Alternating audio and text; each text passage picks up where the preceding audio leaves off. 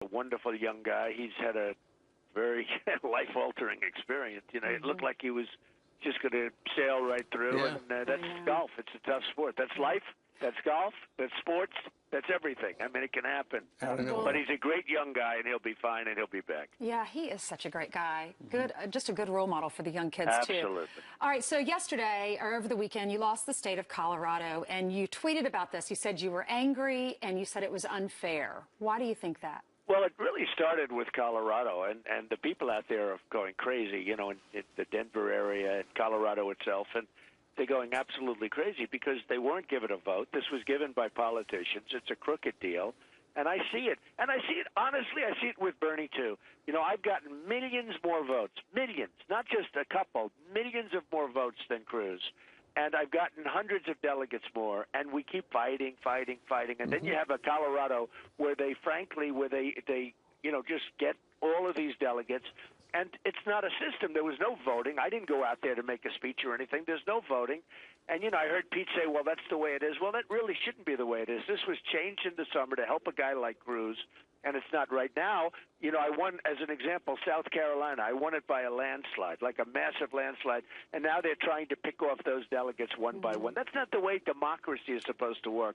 And, you know, they offer them trips. They offer them all sorts of things, and you're allowed to do that. I mean, you're allowed to offer trips, and you can buy all these votes.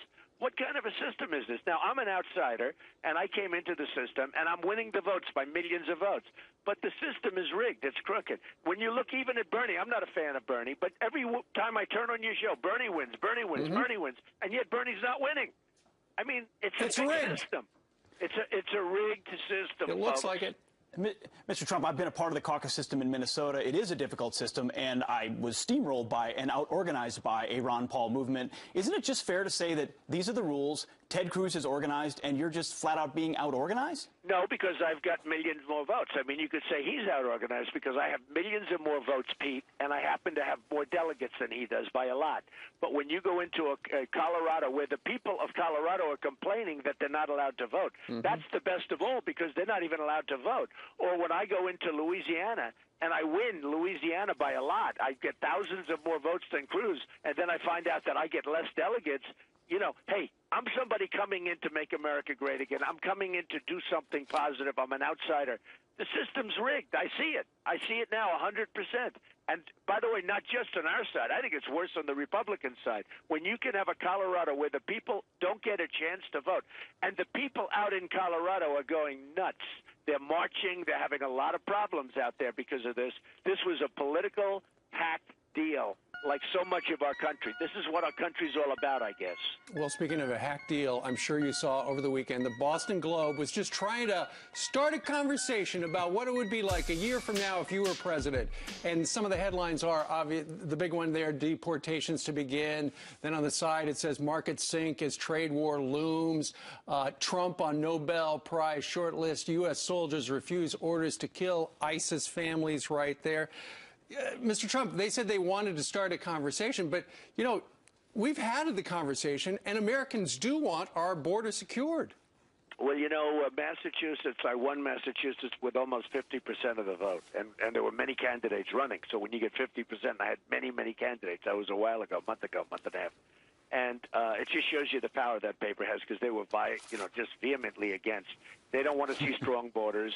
They don't want to see all of the things that you talk about over there. They don't want to see good trade. They want to see bad trade deals because that's all we have in our country is bad trade. We have the worst trade deals now that I've really gotten into it.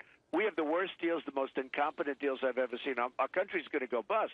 We'll lose with every single country we make a deal with. We lose tremendous amounts of money and jobs and factories.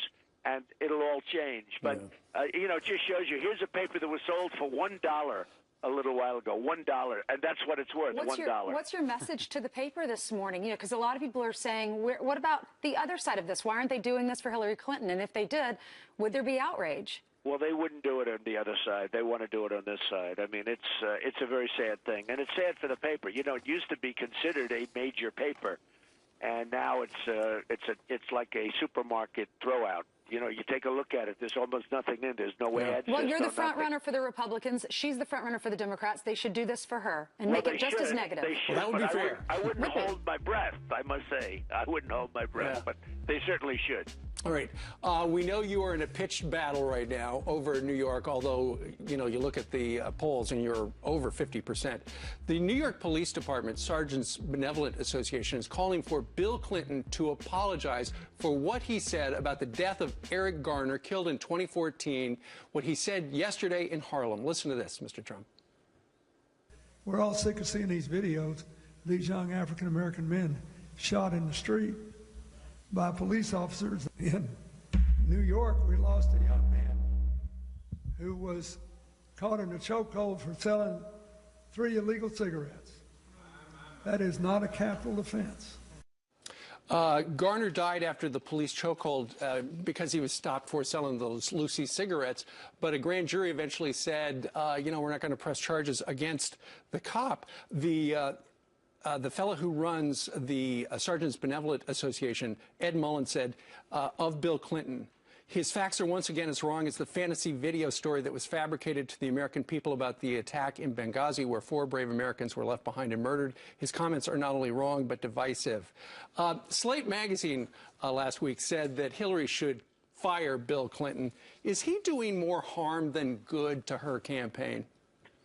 Well, you never know until the election takes place, frankly. You know, he said some things which a lot of people said, like last week, where he was ranting and raving, and a lot of people said what he did then was right. The next day he came out and apologized. You really never know.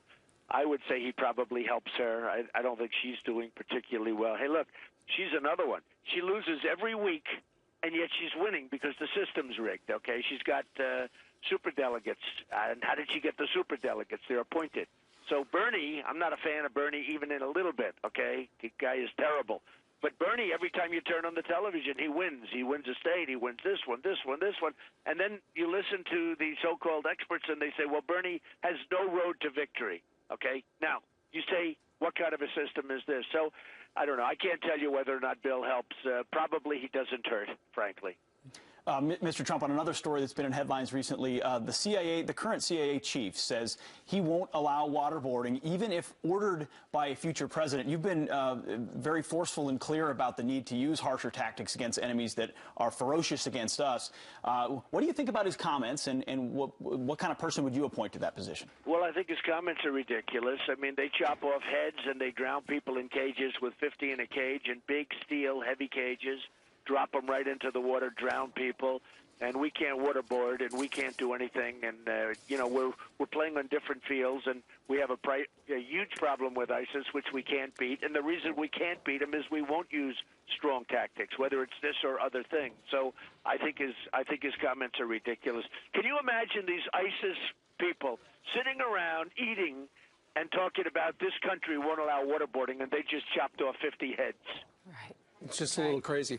Let's talk a little bit about the state of the race right now. As I mentioned a little while ago, here in New York, you're north of 50% against John Kasich is actually in second place, and then followed by Ted Cruz. Also, you have a gigantic lead as well in Pennsylvania. What are your predictions for those 2 states? Well, I think I'm doing very well. I was up in Rochester, which is having tremendous problems. It's losing all of its jobs. And I was there. We had a crowd of over 10,000 people. We had to send away 5,000 or 6,000 or 7,000 people. It was like a love fest. And I think we're doing really well in New York. You know, Cruz came out with New York values. He hates New York. He hates the people of New York.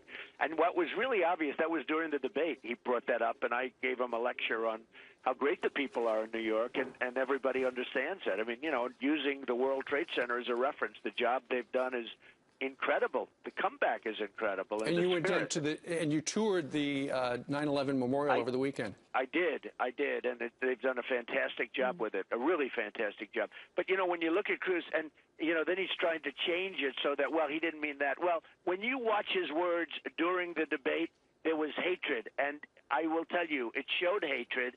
And for him to get any votes in New York is hard for me to believe. If I were in New York, I wouldn't even consider him to vote for him because he's disgraceful. And he didn't help New York with Sandy, and he didn't help New York on other occasions when he could have helped New York in the past as a senator. He voted against anything having to do with New York. So Cruz should not be voted on. If you're a New Yorker, and assuming you love New York, which we do as New Yorkers, you shouldn't be voting for Ted Cruz. Just one last question. There are two New Yorkers who won't be able to vote for you or Ted Cruz, Ivanka and Eric Trump, unable to register because of the rules. Are the rules in New York unfair as well? No, they had a long time register, and they were, unaware of the rules, and they didn't register in time. So they feel very, very guilty. They feel very guilty, but it's fine. I mean, I understand that. I think they have to register a year in advance, and they didn't.